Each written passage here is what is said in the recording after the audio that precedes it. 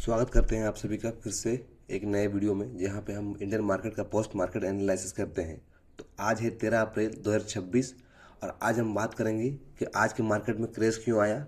मैं पिंटू बिरुआ और चलिए चलते हैं सीधे वीडियो में। अब बात करेंगे हम आज के पोस्ट मार्केट एनालिसिस की।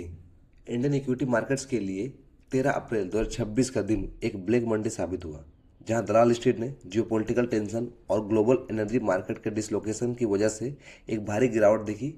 पिछले हफ्ते की शानदार तेजी, जो पिछले 5 सालों की सबसे बेहतरीन वीकली परफॉर्मेंस थी, वो इस नए हफ्ते की शुरुआत में ही धराशायी हो गई। बेंचमार्क इंडाइसेस सेंसेक्स और निफ्टी 50 ने ओपनिंग बेल से ही बेयरिश सेंटीमेंट को एम्ब्रेस किया और हालांकि सेकेंड हाफ में थोड़ी रिकवरी देखी, लेकिन क्लोजिंग डीप रेड जोन में ही हुई। इस रिपोर्ट में हम मार्केट के हर पहलू, सेक्टोरियल शिफ्ट्स, इंस्टीट्यूशनल फ्लोज और जियोपॉलिटिकल ट्रिगर का एक विस्तृत एनालिसिस करेंगे। अब बात करें मार्केट इंडेक्सेस की तो निफ्टी 50 का प्रीवियस क्लोजिंग था 24,050 का और इसके ओपनिंग हुआ आज 23,589 के भारी भरकम गैप डाउन के साथ। डे हाई आज बनाया 23,847 का और डे का लो बनाया 23,555 का और निफ्टी 50 आज क्लोज हुआ 23,842 पे, -0.86% पे। वही सेम हाल रहा बीएससी सेंसेक्स का भी। 77,550 का प्रीवियस क्लोजिंग था, जो कि बहुत बेहतरीन क्लोजिंग था, लेकिन आज इसका गैप डाउन ओपनिंग हुआ 76,134 पे।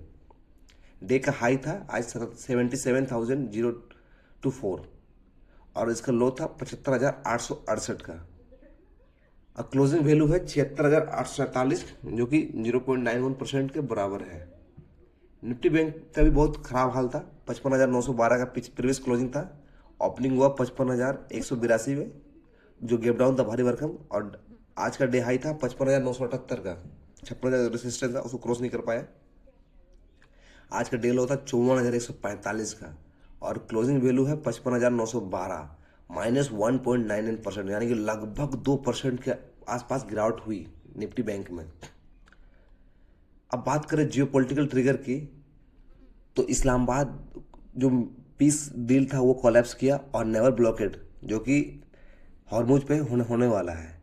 मार्केट क्रैश के पीछे का सबसे बड़ा और इमीडिएट कारण यूएस ईरान के बीच होने वाली पीस टॉक्स का फेल होना रहा। वीकेंड पर इस्लामाबाद में होने वाली सीज फायर नेगोशिएशन बिना किसी नतीजे के खत्म हो गई, जिसके बाद जियोपॉलिटिकल रिस्क प्रीमियम अचानक से स्पाइक हो गया।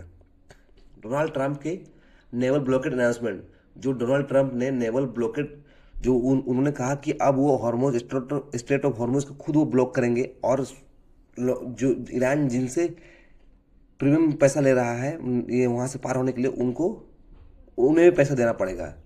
यूएस प्रेसिडेंट डोनाल्ड ट्रंप ने सोशल मीडिया पर यह साफ कर दिया कि यूएस ने भी अब स्ट्रेट ऑफ हॉर्मुज की नेवल ब्लॉकेड शुरू करेगी, ताकि ईरान की ऑयल एक्सपोर्ट्स को पूरी तरह रोका जा सके। स्ट्रेट ऑफ हॉर्मुज दुनिया का सबसे महत्वपूर्ण ऑयल चौक पॉइंट है, जहां से रोजाना लगभग 20 मिलियन बैरल ऑयल पास होता है। इस रास्ते की ब्लॉकेड का मतलब है ग्लोबल सप्लाई चेन में एक बड़ा डिसरप्शन। ईरान ने भी इसके जवाब में सख्त चेतावनी दी कि अगर यूएस वेसल्स उनके करीब आई तो उन्हें मिट्टी में मिला दिया जाएगा। इस वॉर लाइक सिचुएशन ने ग्लोबल इक्विटी मार्केट्स में डर का माहौल पैदा कर दिया है। क्रूड ऑयल के प्राइसेस फिर से अचानक ऊपर की ओर भाग रहे हैं।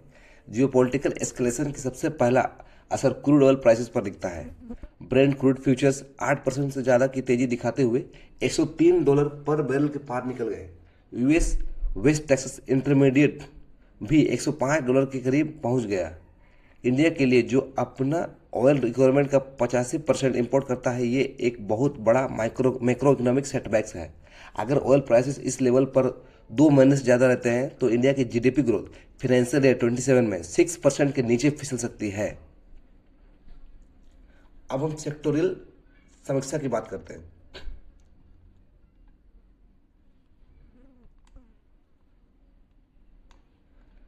तेरह अप्रैल के सेशन में सेक्टोरियल इंडाइसेस का परफॉर्मेंस काफी फ्रेगमेंटेड रहा। जहां ऑटो और आईटी स्टॉक्स ने मार्केट को नीचे खींचा, वहां डिफेंस और यूटिलिटीज ने थोड़ी शक्ति दिखाई।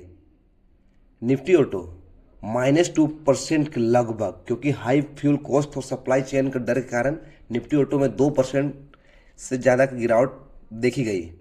निफ्टी आईटी की बात करें तो बियरिश था, क्योंकि एआई डिसरप्शन और ट्रम्प जो कि बहुत खतरनाक धमकी दे रहा है ईरान को। और निफ्टी पीएसयू बैंक भी 3% के आसपास गिरा, क्योंकि क्रेडिट रिस्क और इंटरेस्ट रेट अनसर्टेनिटी बना हुआ है। निफ्टी डिफेंस जो कि आउट परफॉर्मर है, क्योंकि वॉर इकोनॉमी एक्सपेक्टेशन और ऑर्डर बुक में अच्छा खासा ग्रोथ देखने को मिल रहा है इसीलिए। तो यानी कि सारे सेक्टर निफ्टी आईटी और आपके निफ्टी ऑटो में भारी बिकवाली देखने को मिली। खाली एक सेक्टर था निफ्टी डिफेंस जो कि इस आज के मार्केट को आउट परफॉर्म किया। अब बात करते हैं ऑटो सेक्टर में क्या चुनौती है। पेट्रोल से ईवी तक की चुनौती, क्योंकि ऑटो सेक्टर में 2% से ज़्यादा की गिरावट आई। आइसर मोटर लगभग 5% और मारुति सुजुकी लगभग 4% जैसे हैवीवेट टॉप लूजर्स की लिस्ट में शामिल थे। इसका एक बड़ा कारण दिल्ली गवर्नमेंट का नया ईवी पॉलिसी का ड्राफ्ट भी रहा, जो इलेक्ट्रिक व्हीकल्स को भारी एग्जेम्पशन देने के बात कर रहा है, जिससे इंटरनल कंबशन इंजन व्हीकल्स की डिमांड पर असर पड़ सकता है। हालांकि ईवी लिंक्ड स्टॉक्स जैसे एथर एनर्जी +5% और ओलेक्ट्रा ग्रीनटेक ने इस सेंटीमेंट का फायदा उठाया। अब बात करें आईटी सेक्टर्स की, तो टीसीएस और इन्फोसिस पर एआई का साया। निफ्टी आईटी इंडेक्स दबाव में रहा, क्योंकि टीसीएस -2.55% और इन्फोसिस लगभग 3% से कमजोर Q4 गाइडेंस और ग्लोबल टेक स्पेंडिंग में कमी के संकेत दिए। एनालिस्ट का मानना है कि AI led disruption IT sector के ट्रेडिशनल बिजनेस मॉडल को चैलेंज कर रहा है और डोनाल्ड ट्रंप की धमकियों से यूएस मार्केट से आने वाले रेवेन्यू को खतरे में डाल सकती है। अब बात करते हैं इंस्टीट्यूशनल फ्लोज और इन्वेस्टर वेल्थ इरेज की। 13 अप्रैल को मार्केट क्रैश ने इन्वेस्टर्स की वेल्थ में 2 लाख करोड़ का सफाया कर दिया। बीएसई लिस्टेड कंपनीज की total market cap 451 lakh crore से गिरकर 449 लाख करोड़ हो गई। अब विदेशी निवेशक और घरेलू निवेशकों का ट्रेंड के बारे में बात करते हैं। फॉरेन इंस्टीट्यूशनल इन्वेस्टर्स ने पिछले कुछ महीनों में लगभग 1 लाख करोड़ की नेट बिकवाली की है। हालांकि 10 अप्रैल को वो नेट बायर थे, 672 करोड़ की खरीदारी की, लेकिन 13 अप्रैल के जियोपॉलिटिकल इवेंट ने उन्हें दोबारा सेलिंग मोड में डाल दिया है। डोमेस्टिक इंस्टीट्यूशनल इन्वेस्टर ने 410 करोड़ की बाइंग करके मार्केट को सपोर्ट देने की कोशिश की है, लेकिन वो विदेशी निवेशकों के सेलिंग प्रेशर को सामने काफ़ी नहीं है। ये देखिए कुछ ये विदेशी निवेशक और घरेलू निवेशकों के बाइंग और सेलिंग का डाटा है, देख सकते हैं 10 अप्रैल, 9 अप्रैल, 8 अप्रैल का क्या क्या खरीदारी किया है। अब बात करते हैं टेक्निकल एनालिसिस की, क्रिटिकल लेवल्स और इंडिया विक्स। अब बात करेंगे हम निफ्टी का अगला कौन कौन सा लेवल है जहाँ रेसिस्टेंस है और सपोर्ट है, मेजर सपोर्ट रेसिस्टेंस है, और इंडिया विक्स कहाँ दिखता है हमको। मार्केट का टेक्निकल एनालिसिस में अब कमजोरी के संकेत मिल रहे हैं। निफ्टी 50 का क्लोजिंग 23,850 के नीचे होना बियरिश सेंटीमेंट को कंफर्म करता है। निफ्टी 50 इमीडिएट सपोर्ट 23,600 से 23,650 का जोन में है। अगर ये लेवल ब्रेक होता है तो निफ्टी सीधा 23,500 जो कि 200 डेमा के टेस्ट कर सकता है। निफ्टी 50 का रेसिस्टेंस ऊपर साइड पर 24,100 और 24,300 एक कड़ी चुनौती बनी रहेगी जब तक ग्लोबल टेंशन कम नहीं होती है। बैंक निफ्टी की बात करें तो बैंक निफ्टी 55,900 के करीब क्लोजिंग दी है। इसके लिए 55,300 55,500 का रेंज एक क्यूजन है की तरह काम करेगा, जबकि 56,200 और 57,000 रेसिस्टेंस जोन है। इसके आगे क्लोजिंग करने पे ही नया हाई बना सकता है निफ्टी, बैंक निफ्टी। अब इंडियन विक्स की बात करें तो ये अब ये बोलना सही होगा कि ये फियर इंडेक्स है। वॉलेटिलिटी इंडेक्स 11% बढ़कर 21.51 के लेवल पर पहुंच गया। विक्स का 20 के ऊपर जाना मार्केट में एक्सट्रीम अनसर्टेनिटी और पैनिक सेलिंग की निशानी है। ऑप्शन ट्रेडर्स को कॉल राइटिंग में सावधानी बरतने की सलाह दी गई है, क्योंकि प्रीमियम्स हाई वॉलेटिलिटी की वजह से इरेटिक बिहेव कर सकते हैं।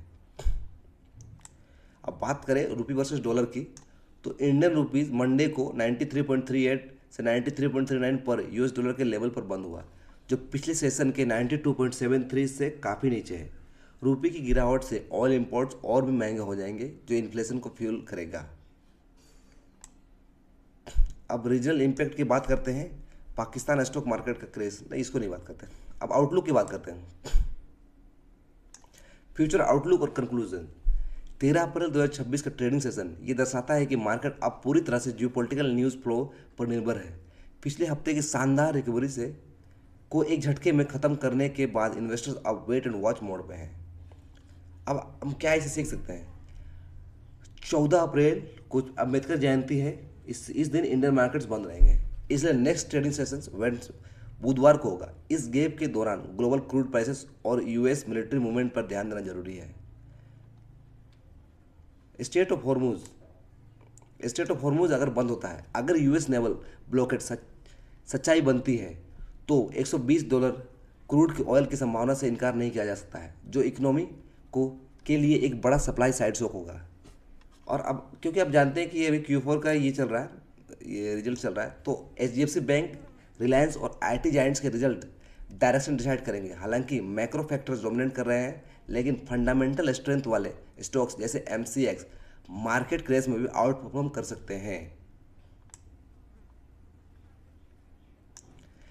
करेंसी प्रेशर एक बहुत बड़ा फैक्टर है अभी के मार्केट के लिए। विदेशी निवेशकों के सेल ऑफ अगर जारी रहा तो रुपये 94 पर डॉलर के लेवल को भी टच कर सकता है, जो एक्सपोर्ट ओरिएंटेड सेक्टर्स जैसे फार्मा और IT के लिए सिल्वर लाइनिंग हो सकता है, लेकिन ओवरऑल मार्केट के लिए नेगेटिव ही होगा। अब अंत में 13 अप्रैल का एनालिसिस को ये बताता है कि इन्वेस्टर्स को इस समय एग्रेसिव बाइंग से बचना चाहिए और सिर्फ उन स्टॉक्स में बने रहना चाहिए जिनमें स्ट्रॉन्ग टेक्निकल सपोर्ट और अर्निंग विजिबिलिटी हो। 23,500 के निफ्टी लेवल आने वाले हफ्तों के लिए मेक और ब्रेक जोन साबित हो सकता है। इस